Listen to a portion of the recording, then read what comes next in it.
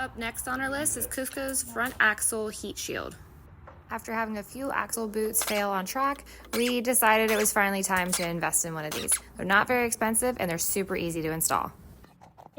As you can see here, it bolts directly to the front transmission differential housing using existing hardware. Now note, if you have a turbo back exhaust, you might be missing one of those heat shield bolts, but they're really easy to resource. So this really does take 2 steps. Take out the bolts that you do have or supply another one that you don't have. Insert the heat shield and insert the bolts. Tighten them. There is a torque spec on the website if you're interested. Mods has that, or Cusco themselves.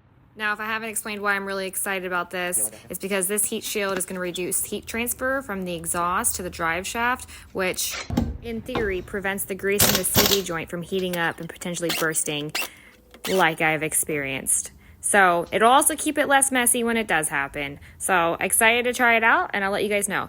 We also did this on the rear axle. If you're interested in more of that, let me know and I'll be happy to do another video.